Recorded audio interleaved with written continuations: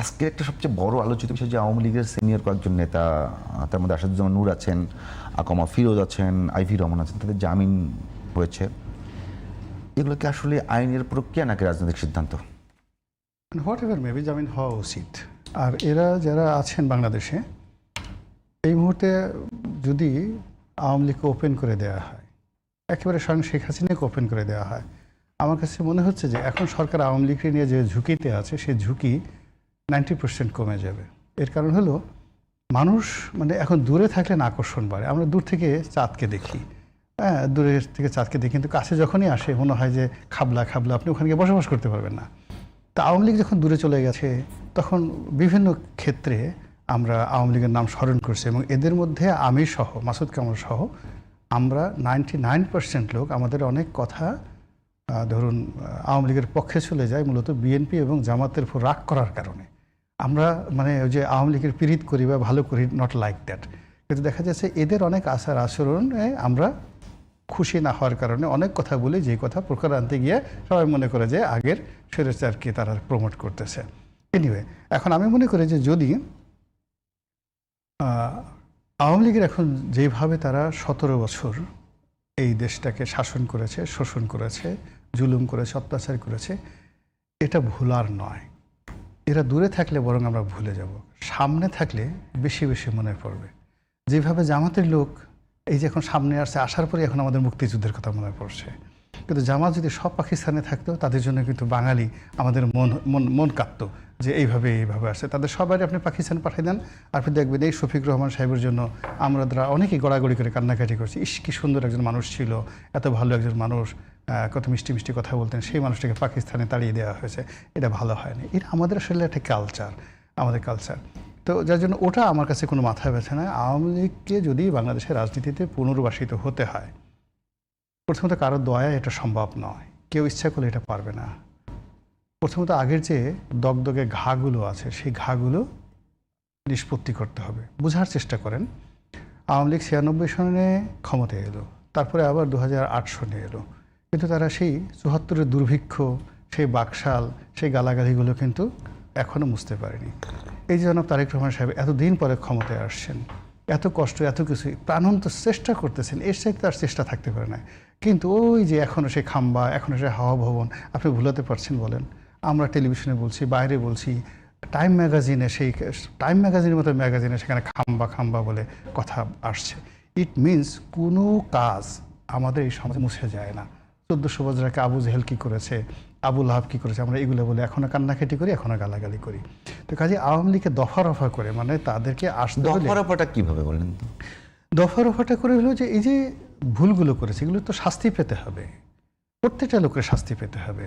যারা যারা অন্যায় করেছে, আপনি কি মনে করেন বাংলাদেশের এই সমাজ এখন এস আলম ঢাকা শহরে ঘুরে বেড়াবে, সালমান এফ রহমান এখনও সুন্দরভাবে ঘুরে বেড়াবে, এখনও যে সমস্ত আওয়ামী লীগের দুর্বৃত্ত যারা মানে এই ঢাকা শহরের মানে অর্থনীতি, সামাজিক জীবনযাপন সব তছনছ করে দিয়েছে, এগুলো হবে? Not like that. আগে তাদেরকে ডিলিট করতে হবে। ভাই, মানে আপনার কাছে কি মনে হয় না যে একেবারে এখন যে প্রক্রিয়া চলছে, আসলে ওখানে আওয়ামী লীগ একটা দল ছিল, বা আওয়ামী লীগ তো রাজনৈতিক দল, তার কিছু আচরণের কারণে হয়তো ফেসিবাদী দল হিসেবে বলছে অনেকে। আপনার কাছে কি মনে হয় না যে যে প্রক্রিয়া, যে লোকগুলো দিয়ে, যেই চরিত্র দিয়ে আওয়ামী লীগ ফেসিবাদী হয়ে উঠলো, সেই প্রক্রিয়া এখনো বন্ধ হয়নি? আওয়ামী লীগের জন্য না, মানে যে প্রক্রিয়া, মানে আপনার যে সমস্ত মানে সারাউন্ডিংস, আপনার যেগুলো আচরণ থাকার কথা, বুঝতে পারছি। আমি আবার যে সহজ করে বলি, যারা আওয়ামী লীগকে ফেসিবাদী চরিত্র দিল, তা কি বাংলাদেশের সমাজ থেকে নির্মূল হয়ে গেছে? না না না, আপনার কথাটা হলো যে বাংলাদেশের কোনো মন্দ জিনিসই বন্ধ হয়নি, বরং আগের চেয়ে বেড়ে গেছে। শেখ হাসিনার চারিপাশে যে ফ্যাসিবাদ ছিল, যে দুর্নীতি ছিল, যে অনিয়ম ছিল, সেগুলো ডক্টর মোহাম্মদ ইউনূসের জমানাতে 1 সুতা কমেনি, বরং অনেকাংশে বেড়েছে। আবার গত 18 মাসে ডক্টর ইউনূসের জমানাতে যা কিছু হয়েছে, এই যে গত 60 দিনে, অর্থাৎ 70 দিনে, 80 দিনে, তার সাথে আরও বেশি হয়েছে ফ্রাস্ট্রেশন। বিএনপির যারা লোকজন আছে, বেশিরভাগ লোকের মধ্যে সেই ফ্রাস্ট্রেশন, তারা পেরে উঠছে না, বলে একই ধরনের ঘটনা হচ্ছে। মানে পুরো সিস্টেমটা, মন মানসিকতাটা আমাদের এখন পর্যন্ত পরিবর্তন হয়নি। আর এই কারণে কি হলো, ওই যে জামাত আসছে, ওই যে এনসিপি আসছে, ওই যে বিএনপি আসছে, ওই যে আওয়ামী লীগ আসছে, আবার সেই ভারতীয় আধিপত্য আসছে, এগুলো কিন্তু আমাদের যে জনমনে যে একটা ফ্রাস্ট্রেশন, আমরা যদি প্রেজেন্ট টেন্স নিয়ে খুশি থাকতাম, আমরা তো যদি সত্যিকার অর্থে ডক্টর মোহাম্মদ ইউনূস ভালোভাবে করতে পারতেন, চালাতে পারতেন, উনি 5 বছর 10 বছর থাকতো, এতে আমাদের আসলে কোনো আপত্তি ছিল না। আমরা বরং সবাই তাকে সহযোগিতা করতে চেয়েছি, প্রথম দিকে চেয়েছি, কিন্তু না, তিনি সেটা করেননি। আবার ধরেন তারেক রহমান সাহেব আসছেন, বিএনপি আসছে, মোরালেস আওয়ামী লীগের লোকও কিন্তু ভোট দিয়েছে, খুশি হয়েছে যে সবাই এই কাজগুলো করবে। কিন্তু এখন ওনারা যদি ফেল করে, মানে বড় বড় সমস্যাগুলো তারা বাদ দিয়ে এই যে এখন শিশু সুলভ ছেলে ভুলানো যে কাজগুলো, সেই কাজগুলো হচ্ছে, এগুলো নিয়ে বেশি দূর আগানো যাবে না। আর হায়েস্ট মাসখানিক আগানো যাবে।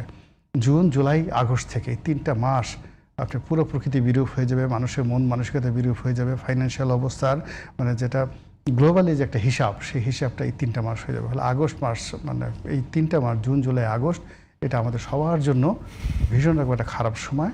এবং এই সময়টাতে আমন মানে উঠে উঠে ভাব মানে অবস্থা, এই যে আমরা মার খেলাম, বড়ুতে মার খেলাম, ইরিতেও মার খেয়েছি, সামনে আমনও যদি মার খায় সর্বনাশ হয়ে যাবে। তো সব মিলিয়ে আপনি চিন্তা করেন যে দেশের সমস্ত কৃষকরা, যেখানে 1 মণ ধানের দাম 1000 টাকা, আর 1 মণ ধান যে কৃষকের মানে উৎপাদন করে কামলা শুধু কেটে নিয়ে আসবে, তাকে দিতে হচ্ছে 1200 টাকা। অন্যান্য সব খরচ বাদ, জমির খরচ বাদ, সার বিষ সব বাদ। তাহলে এই মৌসুমে একজন কৃষক সারা বাংলাদেশের প্রান্তিক লেভেলে চিন্তা করেন, যত হাজার মণ ধান হয়েছে, প্রত্যেকটা 1000 মণের ধানে আপনি চিন্তা করেন তার গড়ে 1500 থেকে 1500 টাকা, 1500 থেকে 2000 টাকা তার লস গেছে। তাহলে টোটাল আপনি সরকারের লস গেছে, হয়তো দেখা যায় যে বড় একটা সেক্টর সে তো চাঁদা পেল না 10,000 কোটি টাকা। বাংলাদেশে কত মণ ধান হয়েছে? এই যে আলু, একটা সিজনে যখন আলু ধরা খায়, একটা সিজনে যখন কৃষকরা তরমুজ উৎপাদন করে কিন্তু ফল পায় না, আপনি এর পিছনে কত কোটি মানুষের শ্রম এবং পার হেড কত টাকা লস হয়ে যায় আপনি একটু চিন্তা করেন। এটা তো জিডিপির উপর পড়ে, টোটালটা জিডিপির গ্রোথ ইনকামের উপর পড়ছে। সেই গ্রোথ ইনকামে আমরা পিছিয়ে যাচ্ছি। ফলে হলো কি, যে যার অবস্থান থেকে রাস্তা দিয়ে ঘরেন ফিরেন, কারোর কাছে আপনি মনে শান্তি পাবেন না। আপনার পকেটে টাকা নেই, রাস্তায় যে পরিমাণ ধরেন এখন মারামারি, খুনি, খুন, ধর্ষণ, রাহাজানি, মানে অপরাধের ডেফিনেশনটা তো পাল্টে গেছে। কিন্তু পুলিশ তো বলছে যে এখন পর্যন্ত তাদের যে সমীক্ষা আছে সংখ্যায় বাড়েনি। না, পুলিশের সমীক্ষা তো বড় কথা নয়। পুলিশ তো পুলিশের মতো বলবে, ইভেন সরকারের মতো করবে। কিন্তু আপনি আমরা যে মিডিয়াতে আছি বা আমরা যা আছি, আমরা রাস্তায় কি ফিল করছি, আপনার পারিবারিক জীবন, ব্যক্তিগত জীবন, আমরা 3জন তো এখানে আছি। আমরা একটা পরিবার চালাই, সেখানে আমাদের আয় আছে, ব্যয় আছে, সেই হিসাবের জায়গাগুলো তো আমরা মিলাতে পারছি না। এটা ঠিক। আমি একটু আপনার কাছে আসবো। একটু জনাব মাসুদ কামাল, একটা বিষয় আপনার কাছে বলতে চাই। আপনি খুব সামাজিক যোগাযোগ মাধ্যমে একটু ভাইরাল হয়ে গেছে মুন্নী শাহর একটা বক্তব্য, সাংবাদিক মুন্নী শাহ, যে আমাদেরকে ফেসিবাদের দোসর নাম দেওয়া হয়েছে, ওইটা নিয়ে অনেক কথা হচ্ছে। আপনার কাছে কি এখন মনে হয় যে আপনি সবসময় বলে আসছেন যে আওয়ামী লীগ ফেরত আসার কিছু নেই, আওয়ামী লীগ বাংলাদেশেই আছে, সেই যারা আওয়ামী লীগ বাংলাদেশে আছে তাদের যারা সফট পাওয়ারগুলো উৎপাদন করে, মানে সেই জায়গাগুলো অনেক বেশি সক্রিয় হয়ে উঠেছে খুব অল্প সময়ে? না, আওয়ামী লীগ বাংলাদেশে আছে অর্থটা কি? আওয়ামী লীগ একটা সমর্থন আছে, আওয়ামী লীগ একটা বিল্ডিং না, বিল্ডিং তো না, আওয়ামী লীগ একটা চিন্তা, একটা চেতনা, একটা রাষ্ট্র চিন্তা বলতে পারেন। এই চিন্তাগুলি যারা ধারণ করে তারাই তো আওয়ামী লীগ। আমি তো বলি যে দীর্ঘ সময় আওয়ামী লীগ জবরদখল হয়েছিল, কিছু দুর্বৃত্ত আওয়ামী লীগকে জবরদখল করেছিল। আওয়ামী লীগের মতোই আছে। এদেশের বহু লোকের হৃদয়ে আওয়ামী লীগ আছে, এখনো আছে, আপনি এটাকে ইগনোর করতে পারবেন না। এখন ওই সবগুলি লোককে কি আপনি ভ্যানিশ করে দেবেন? এখানে একটু আমি প্রশ্ন করবো, একটা না 5টা করেন, একটা করলে হয়ে যাবে। আমি কারণ বুঝবার জন্য, মানে বাংলাদেশ রাষ্ট্র প্রতিষ্ঠার সময় নেতৃত্ব দিয়েছে আওয়ামী লীগের অনেকগুলো ইতিহাস আছে, খুব ভালো ভালো ইতিহাস আছে। সেই আওয়ামী লীগ যখন কিছু জবরদখলকারী মানুষ এসে সেই আওয়ামী লীগকে একটা ফেসিবাদী দল হিসেবে প্রতিষ্ঠিত করলো, ভেতরের আওয়ামী লীগের ভেতর থেকে সেই প্রতিবাদটা 17 বছরে দেখা গেল না। হ্যাঁ, দেখা যাবে না কেন? আমি একটা এক্সাম্পল বলি আপনাকে। প্লিজ। ধরেন আপনি একটা বাসে উঠছেন, বাসটা চিটাং যাবে, বাসের মধ্যে বসে আছেন, কিছুক্ষণ পরে আপনি বুঝলেন যে বাসের চালক তো মদ টদ খেয়ে মাতালের মতো গাড়ি চালাচ্ছে। আপনি কি করবেন বলেন? আপনি কি করবেন? আপনি বাসের মধ্যে চিৎকার চেঁচামেচি করবেন, বলবেন বাস থামাও, বাস থামাও। তো আপনি একা বলে থামবে বাস? না, থামবে না। আমরা যারা বাইরে থেকে দেখতেছি, একটা বাস মাতলামি করতে করতে এগিয়ে গেল, আঁকাবাঁকা করতে এগিয়ে গেল। এটা আমার বাড়িতে দেখছি। আমি তো বাড়িতে দেখেছি। হ্যাঁ। বাড়িতে দেখে আমি বলতে পারি না এই বাসে 40 জন যাত্রী আছে, কেউ কোনো প্রতিবাদ করে না কেন? হ্যাঁ, প্রতিবাদ হয়েছে কি হয় নাই এটা বুঝতে হলে আপনার বাসের মধ্যে থাকতে হবে, আর বাইরে থেকে বুঝবেন না। জিনিসটা ক্লিয়ার আপনার কাছে? আমি clear। তার মানে ভেতরে মানে হয় না, আপনি কেমনি বুঝলেন? অবশ্যই হয়েছে, হবে না কেন? বহু লোক, কেউ চেষ্টা করেছে, চেষ্টা করে ওদের দ্বারা নির্যাতিত হয়েছে, কেউ চেষ্টা করেছে না পেরে চুপ করে থেকেছে, কেউ কি বেরিয়ে করবে? আসছে। নিয়তির উপর নির্ভর করছে। স্টিয়ারিং তো লোকের হাতে, বেশি বেশি বলবে যে খাতে ফেলাই দেবো, তো বাসটা চায় নাকি? কাজে আপনি বাসের বাইরের থেকে দেখবেন যে বাসটা মাতলামি করতেছে, কিন্তু আপনি জানবেন না যে বাসের ভেতরে কি হচ্ছে। এখানেও জিনিসটা সেরকম। এরা বলে কিন্তু মাঝে মাঝে, একজন লোককে তো আত্মগ্লানিতে ভুগতে দেখলাম না। ভাই তুই কয়জন লোকের আত্মার মধ্যে ঢুকছিলি? তুই দেখবি কোথায়? না, যদি কেউ বলতো, বক্তব্যটা এরকম যে সিনিয়র নেতারা কেউ এখন পর্যন্ত যদি কেউ স্বীকার বলতো, করছে না। যদি কেউ বলতো, কারণ আমি একটা এক্সাম্পল দিয়ে বললাম, তাহলে বুঝবেন, আরো ভালো বুঝবেন। আওয়ামী লীগের যে সমস্ত নেতৃবৃন্দের মধ্যে কোনো ধরনের অন্যায় অপরাধ করছে বলে মনে হয় না, তাদের মধ্যে একজন হলো আইবুর রহমান। ঠিক আছে, আইবুর রহমান নিজেই তো আওয়ামী লীগ দ্বারা নির্যাতিত ছিল। সারাটা সময় তাকে ওখানে কুনাইছে, গুতাইছে, কি না করছে। তার কথা সে সিটি কর্পোরেশনের মেয়র, তার কথা ডিসি শুনে না, প্রশাসন শুনে নাই। তারা শুনছে হলো গিয়া শাহিম ওসমানের কথা। খেয়াল করেন, শাহিম ওসমান পালাই গেছে, এই ভদ্রমণিতে পালাই পর্যন্ত যায় নাই। যে তার ভোগান্তির মাত্রাটা কেমন বলেন তো আপনি? বলেন তার ভোগান্তির মাত্রাটা কেমন? এখন একজন আওয়ামী লীগে বলতেছে ভাই আমি অনুশোচনা করতে চাই, বলার সঙ্গে সঙ্গে অরূপে সবাই তো ঝাঁপে পড়বে। আপনার আইবি রহমানের ভোগান্তিটা খেলে আপনি একবার চিন্তা করে দেখেন তো, তার একটা আন্তর্জাতিক পরিচিতি আছে, জাতীয়ভাবে পরিচিতি আছে, এবং সেই পরিচিতিটা নেগেটিভ পরিচিতিটা, পজিটিভ পরিচিতি। সেই একজন, তারপরে একজন ভদ্র মহিলা, একজন নারী, সারা দুনিয়াতে কিন্তু 3টা প্রজাতি মানুষের, 3টা শ্রেণী মানুষ একটু হলো আইনগতভাবে সুবিধা পায়। শিশু, নারী এবং বৃদ্ধ। তো তাকে আপনি কি দিচ্ছেন?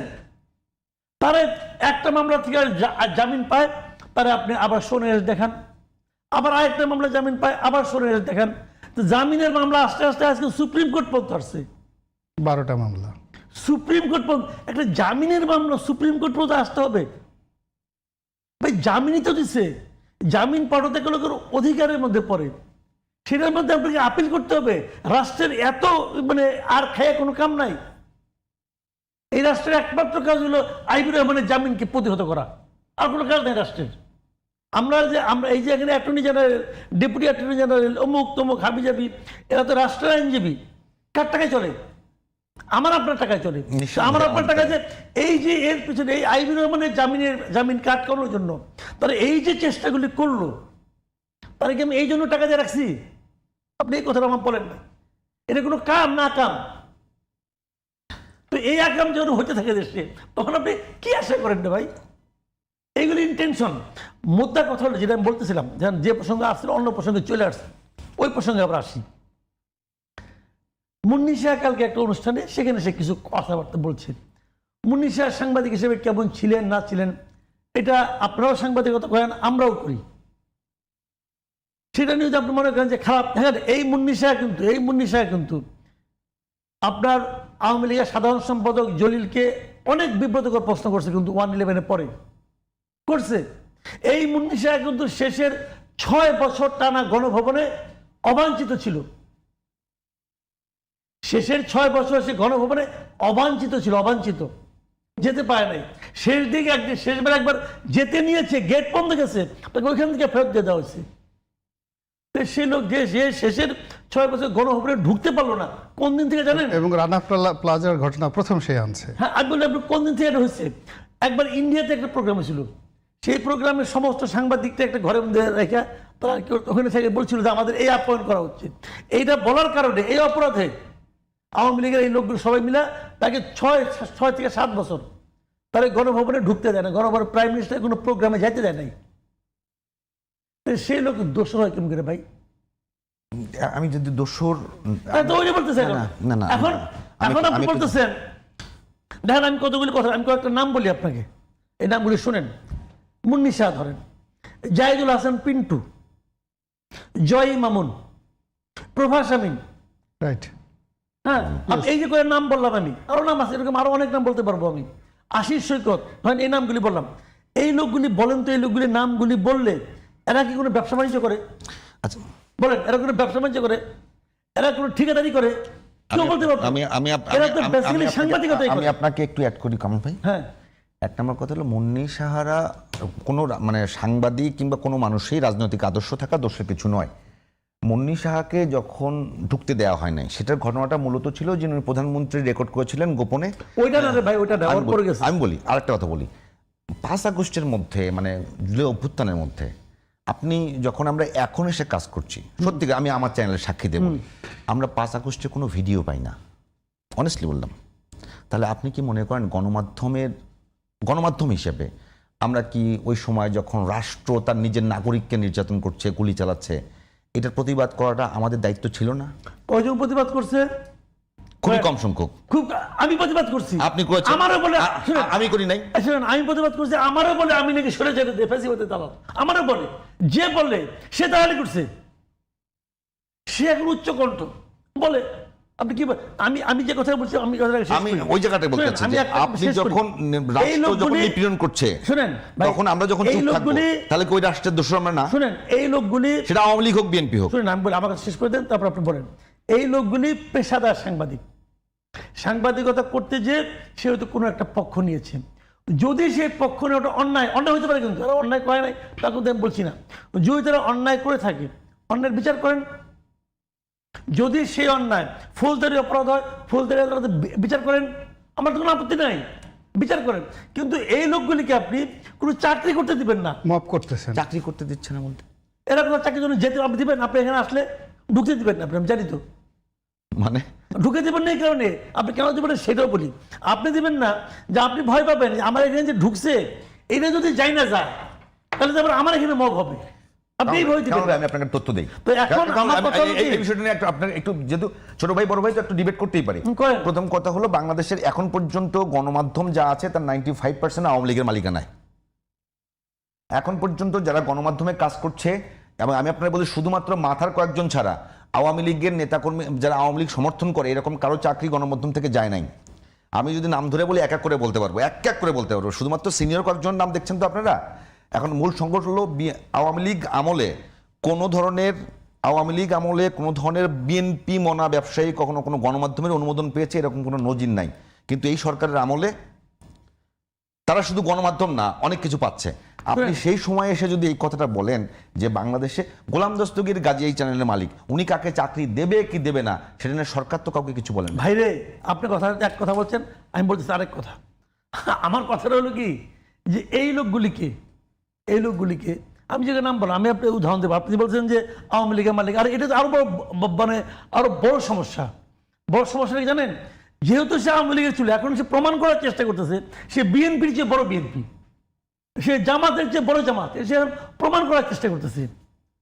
সেখানে বলে না, আমি আপনাকে এক্সাম্পল দিই, একদম আপনি কয়টা এক্সাম্পল চান? এক্সাম্পল দিতে পারবো তো আমি। বলেন।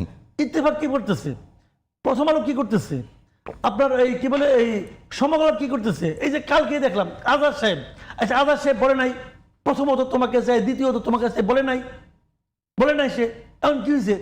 তার মানে তার আত্মীয় সব তো এমপি আছে, সে তো গভর্নমেন্টের সঙ্গে তার ভালো সম্পর্ক। শাহ আলম সাহেব ধরেন, শাহ আলম সাহেব বলে নাই মৃত্যুর পরে আপনার সঙ্গে আমি যাবো, কবরে যাবো, বলে নাই। সে কবরে গেছে না ইন্ডিয়া গেছে, সে গভর্নমেন্টের সঙ্গে। আমরা এটা নিয়ে একটু রনি ভাই একটু বলেন। আমি কিন্তু শুরুতে একটা আপনাকে ক্লু দিয়েছিলাম যে আসলে সরকারকে যারা ফেসিবাদী হতে সহযোগিতা করেছে, যে সমস্ত ভাইরাসে আপনার রোগটা হওয়ার কথা, সেই ভাইরাসকে মুক্ত বাংলাদেশ। প্রথমত হলো কি, যে আপনি যদি আপনার মতামত এবং সমর্থনটাকে আপনি অবারিত করতেন, স্বাধীন দিয়ে দিতেন। এখন ধরেন আপনি এই চ্যানেলের মালিকের কথা বললেন, এই চ্যানেলের মালিকের সারা জীবনের যে শ্রম, গাজী টায়ার, সেখানে 30-35 হাজার লোক চাকরি করতো, পুরোপুরি ছারখার করে দিয়েছে। আচ্ছা, এই চ্যানেলটা আছে, এই চ্যানেলে সে বা তার আত্মীয় স্বজনের কতটা নিয়ন্ত্রণ আছে এই মুহূর্তে? পুরোটাই তাদের না, মালিকানা তাদের, নিয়ন্ত্রণ তাদের। কথা কয়জন চাকরি সে দিতে পারতেছে, কয়জন রাখতে পারতেছে, জাস্ট আমি জাস্ট আস্কিং কোশ্চেন।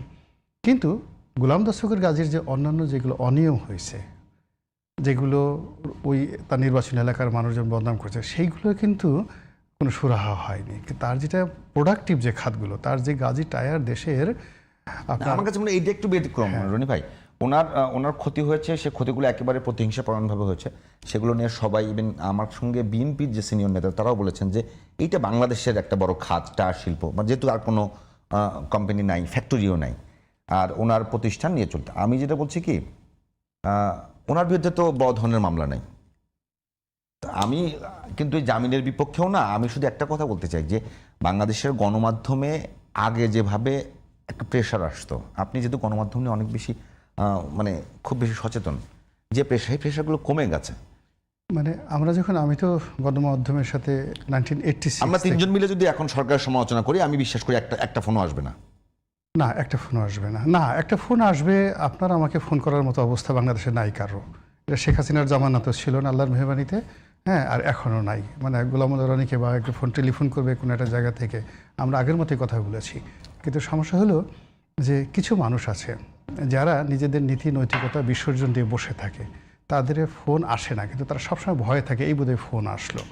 আপনি যদি সমাজের বিভিন্ন জায়গাতে যোগ্য লোকদেরকে, মেধাবী লোকদেরকে আপনি অবারিত করে দিতে পারেন, এখন তারা নিজের যোগ্যতাতে টিকতে পারলো না, কিন্তু পথে যখন আপনি প্রতিবন্ধক, আপনি একজন মুন্নির সাহা বা একজন প্রভাস আমিন, একজন মোস্তফা ফিরোজ, একজন আনিস আলমগীর, এই সাংবাদিকগুলো কিন্তু হঠাৎ তৈরি হয় না, দীর্ঘদিন, একটা 30, 35, 40 বছর ধরে একজন মাসুদ কামাল এমনি এমনি হয় না। তো এখন রাতারাতি 40 বছর ধরে সমাজে রাষ্ট্র যাদেরকে তৈরি করলো, তাদেরকে আমরা একটা ট্যাগ দিয়ে পুরো পেশা থেকে আউট করে দিলাম। আউট করে দেওয়ার পর আপনি দেখেন এখন এতগুলো মিডিয়া, এতগুলো সংবাদপত্র, আপনি 10 জন সাংবাদিককে নাম বলতে পারবেন না যাদেরকে সবাই নাম জানে বা চেনে। বা ফলে কি সমাজে এই পেশাটার কোনো ইনফ্লুয়েন্স নাই। এত কিছু চেষ্টা করার পরে এখনও তো একজন মতিউর রহমান, একজন মাহফুজ আলমের বিকল্প আমরা তৈরি করতে পারলাম না। তো একটা প্রথম আলো তৈরি করতে পারলাম না, বিকল্প তৈরি করতে পারলাম না, আমাকে সেটা জ্বালিয়ে দিতে হবে। একজন মাহফুজ আলম, মতিউর রহমানের মতো দ্বিতীয় কোনো লোক তৈরি করতে পারলাম না, তার আগে এই দুজনকে আমাদের মেরে ফেলতে হবে। তো এই যে কালচারটা আমাদের দেশে চলে আসছে, এখান থেকে আমাদেরকে বের হয়ে আসতে হবে। কিন্তু আমি যেটা বলছি, আপনি মনে হয় ওই শেষ প্রশ্নটা বুঝলেন। আমি বলি একটা সরকারকে একেবারে স্বৈরাচার কিংবা ফেসিবাদী কিংবা একদম খারাপ সরকার হিসেবে প্রতিষ্ঠিত করবার জন্য তার চারপাশে যে সমস্ত আয়োজন লাগে, মানে এর আগে সরকারকে যারা যে ভাইরাসে ওই রোগে আক্রান্ত করেছিল, করোনার জন্য ভাইরাস লাগে না, তো বর্তমান সরকারের মধ্যে ওই সমস্ত ভাইরাসের আপনি সংক্রমণ দেখতে পান কিনা? অবশ্যই আছে। এখানে মূলত হলো যে সরকারকে 99% নষ্ট করে আমলাতন্ত্র, দ্য ব্রুক্রেসি। এখন সেই ব্রুক্রেসি আপনি গিয়ে ব্যাংক পাড়াতে গিয়ে দেখেন, সোনালী ব্যাংকে গিয়ে দেখেন, একটা সময় বিএনপি জমানাতে সেখানে কি বাকের নামে নাকি একটা লোক ছিল, পুরো ব্যাংক পাড়া তার নিয়ন্ত্রণে ছিল। এখন গিয়ে সোনালী ব্যাংকে খোঁজ নিয়ে দেখেন যে এই শেখ হাসিনার পতনের পরে অত বড় একটা ব্যাংকে কে মব করেছে। একজন জেনারেল ম্যানেজার থেকে রাতারাতি মব করে সে এখন মানে যাকে বলে পুরো ব্যাংকটা সে চালাচ্ছে, এমডিকে সে পর্যন্ত বসতে দিতেছে না। আপনি রিপোর্ট করতে পারতেছেন এটা নিয়ে, বাংলাদেশের সবচেয়ে বড় ব্যাংক।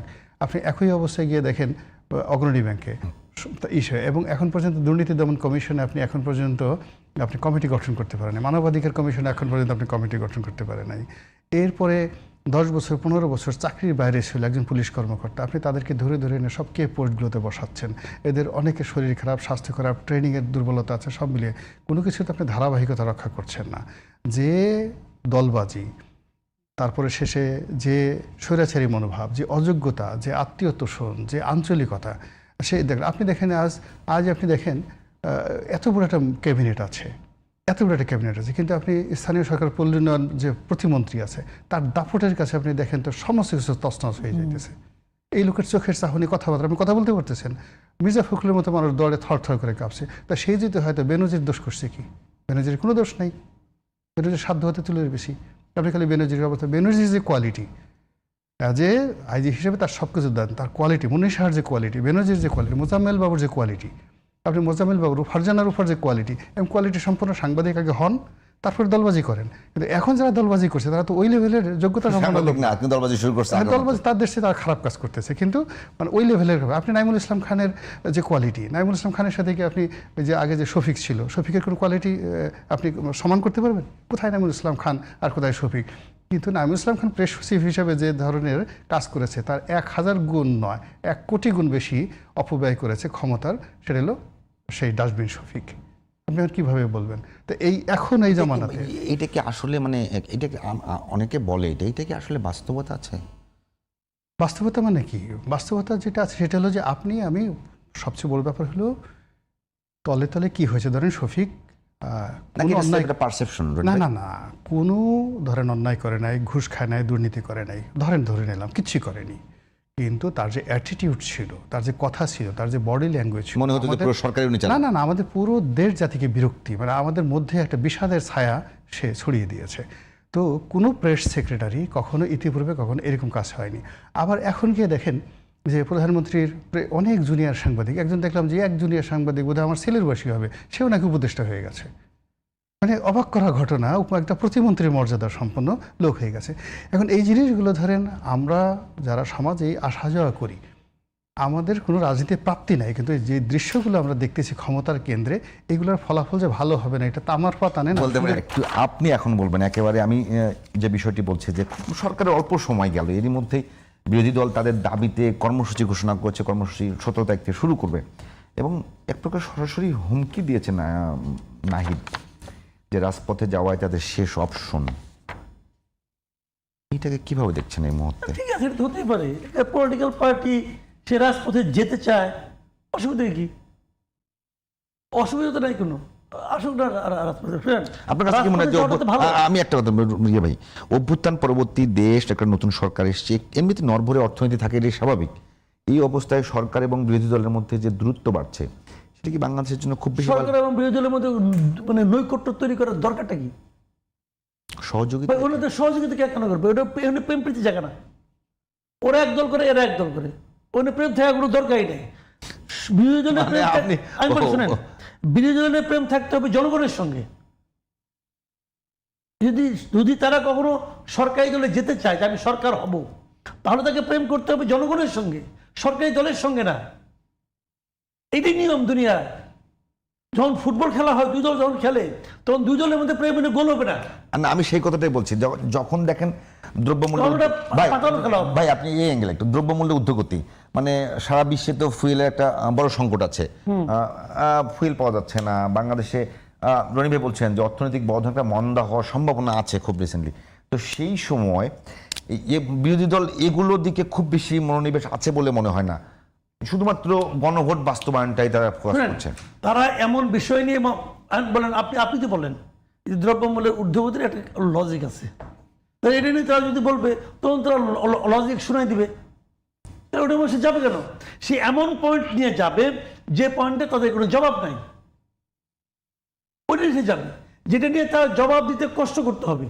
দেখেন কি নিয়ে গেছে, তারা গেছে কি জুলাই সনদ বাস্তবায়ন নিয়ে, গণভোট বাস্তবায়ন নিয়ে। ঠিক আছে, ফাইন।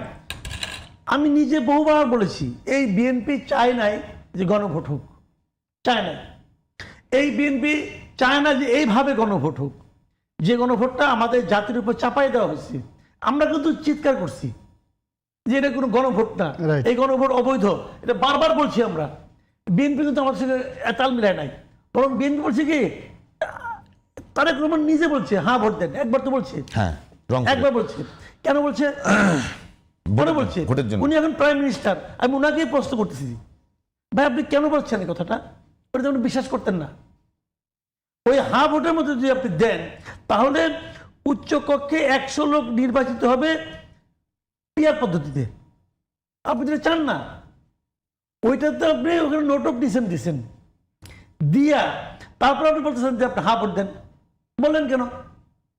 যদি বলে থাকেন, এখন তারা বলতেছে কি আমরা যেগুলিতে নোট অফ ডিসেন্ট দেইনি সেগুলি মানব, কিন্তু গণভোটের মধ্যে স্পষ্ট করে লেখাই আছে এটা আপনার প্রাপ্ত ভোটের আনুপাতিকের হবে। তো গণভোটের 4টা প্রশ্নের একটা প্রশ্ন, এটা তো আপনি তো হাত দিতে বলছেন। তো এখন এইটাই তো পায়ে পেয়েছে। এখন জামাত এনসি বলছে আপনি তো বলছেন, আপনি দিবেন না কেন? এখন জবাব দেন। এখন সালাউদ্দিন সাহেব জ্ঞানী মানুষ, উনি এখন বলতেছেন যে আমরা যদি ইলেকশন না হইতো এই জন্য আমরা দিচ্ছি। তার মানে আপনি একটা প্রতারণা করছেন। প্রতারণা আপনি কার সঙ্গে করছেন? সরকারের সঙ্গে করছেন ডক্টর ইউনূসের গভর্নমেন্টের সঙ্গে করছেন নাকি জনগণের সঙ্গে করছেন? আপনি একটা জনগণের দল, আপনি 213টা আসন পাইতে পারেন।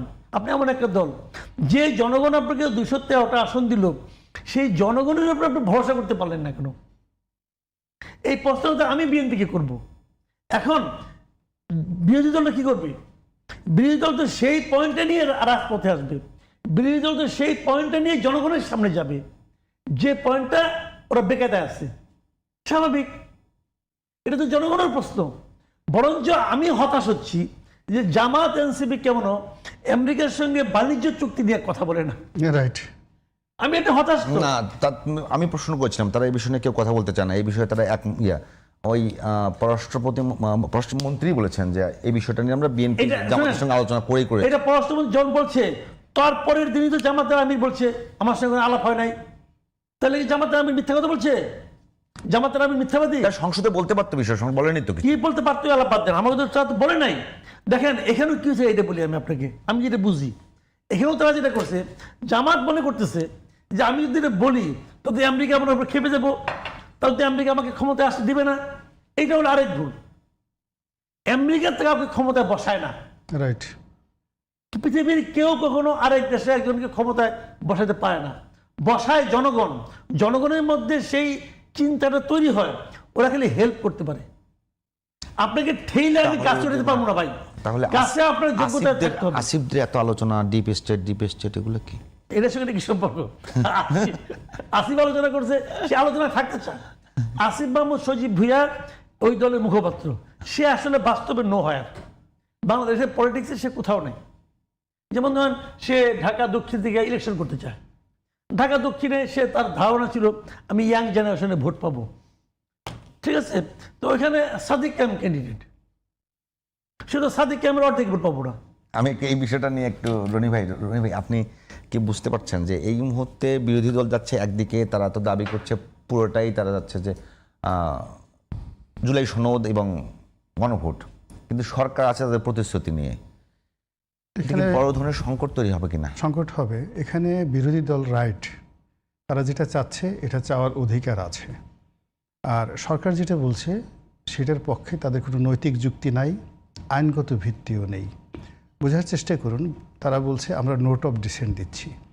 4-5 জন লোক বিএনপির তারা ওই আলোচনায় অংশগ্রহণ করেছে on behalf of the party. Salauddin সাহেব সেখানে নোট অফ ডিসেন্ট লিখেছে।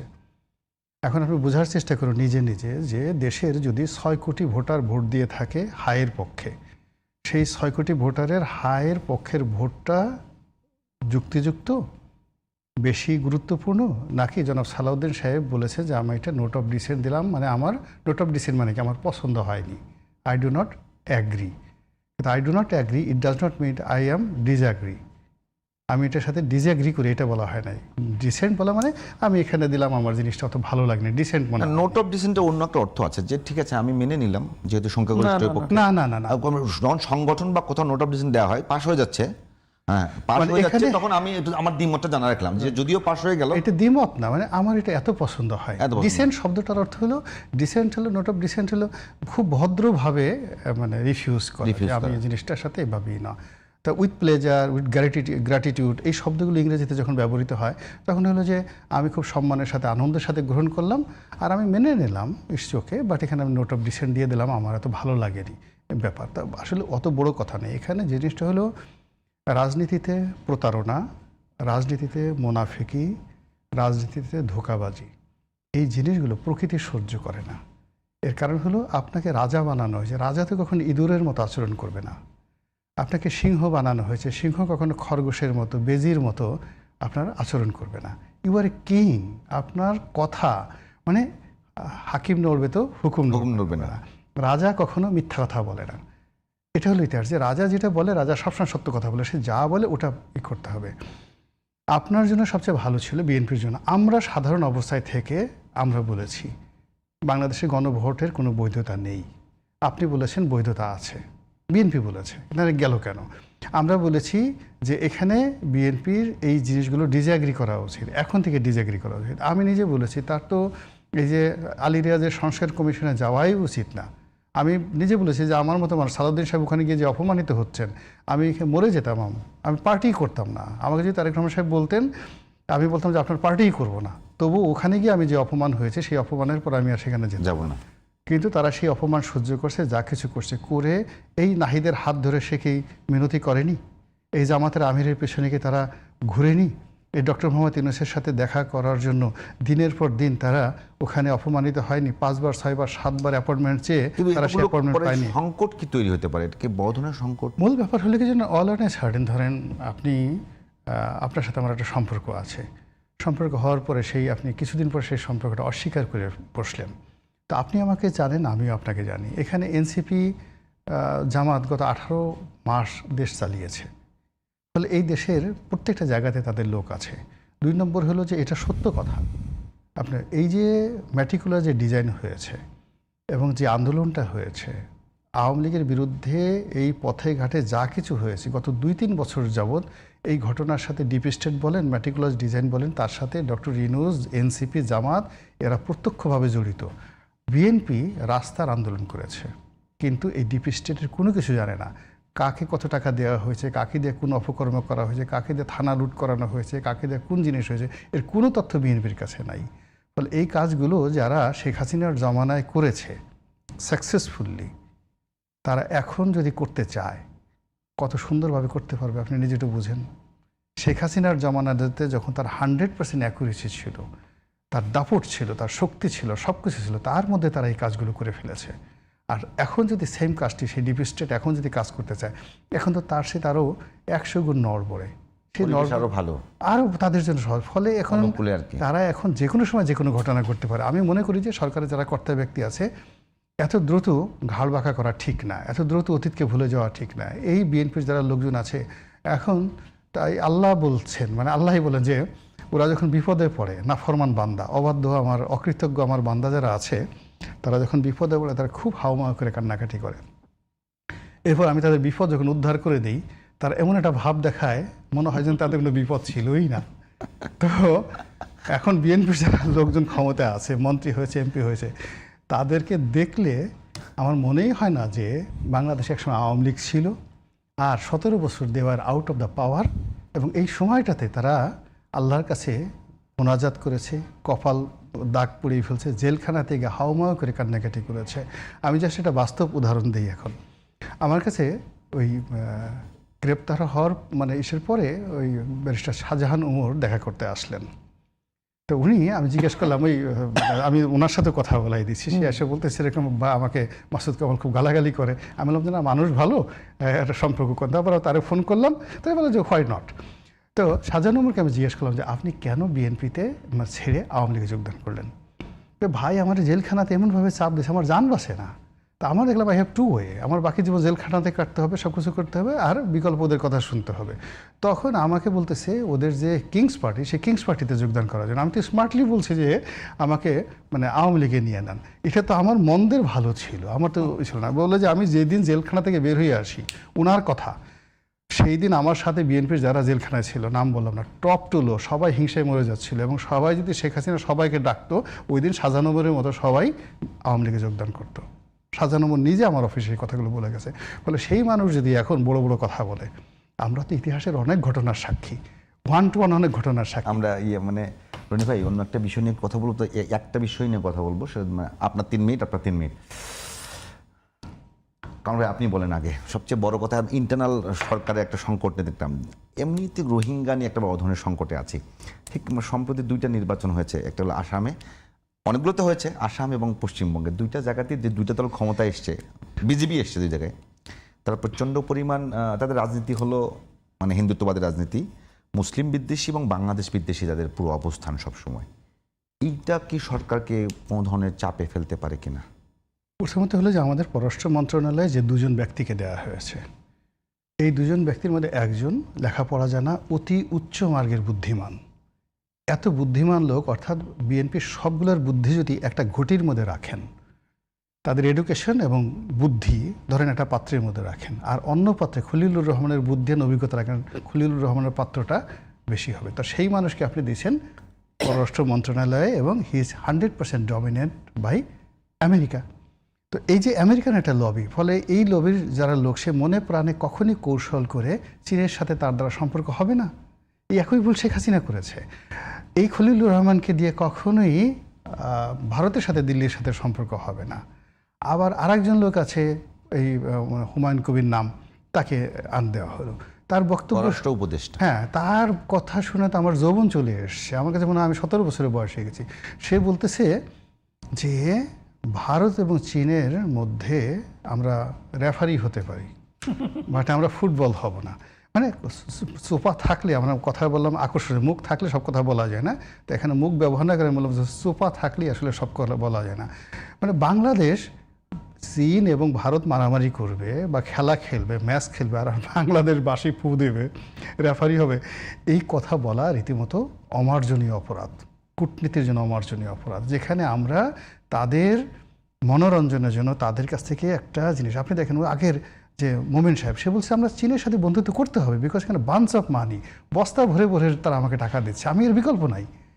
তো এরকম একটা যে অবস্থাতে আওয়ামী লীগ ছিল, তার চেয়ে খারাপ অর্থনৈতিক অবস্থায় সরকার, তার সেখানে সে চীনের রেফারি হতে চাচ্ছে। তো দিনের বেলায় আপনি তার রেফারি হতে চাচ্ছেন না, রাতে গিয়ে আপনি তাকে তোষণ করবেন এবং বেজিংয়ে গিয়ে বলবেন আমার এই প্রকল্পে টাকা দেন, ওখানে এটা করেন, এটা করেন, এটা করেন, এটা করেন।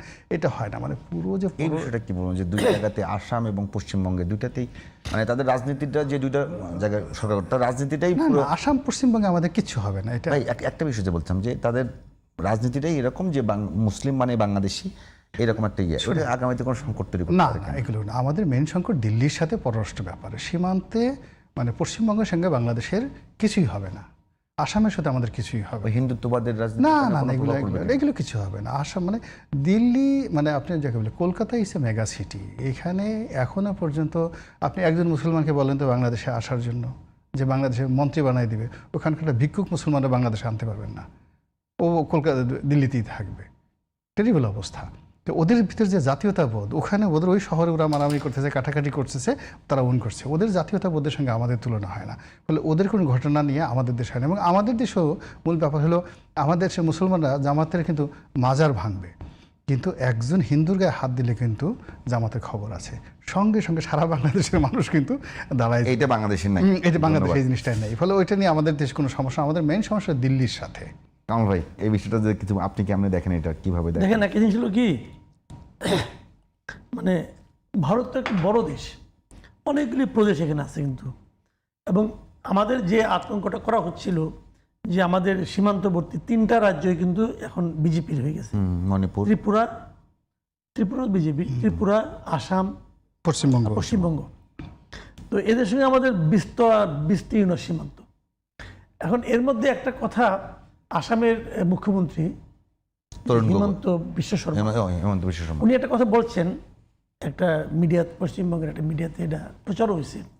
উনি বলেছেন যে আমি প্রতিদিন সকালে ঘুম থেকে উঠে ঈশ্বরের কাছে প্রার্থনা করি যেন ভারতের সঙ্গে বাংলাদেশের সম্পর্ক ভালো না হয়। কেন না হয় ভালো?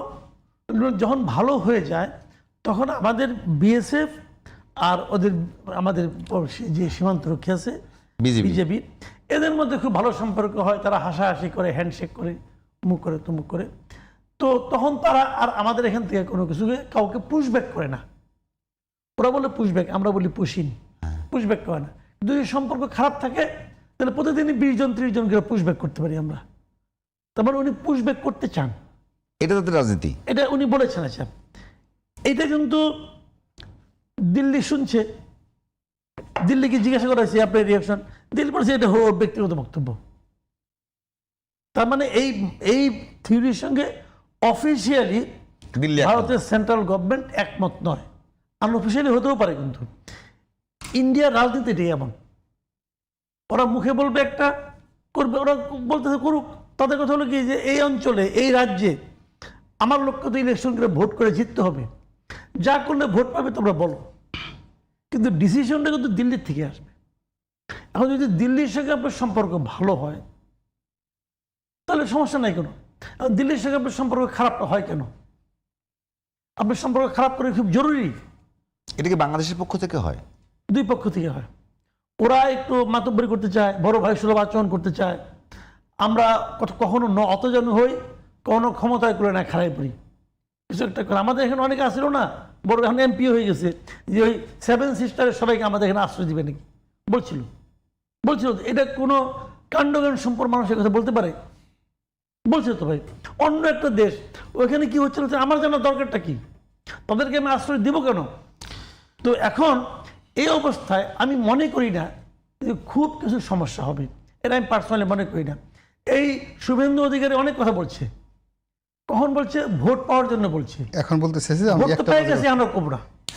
ধন্যবাদ। Sure, থেকে আমাদের শেষ করতে হচ্ছে। ধন্যবাদ জনাব মাসুদ কামাল, ধন্যবাদ জনাব গোলাম মাওলানা। দর্শক আজ এখানেই শেষ করতে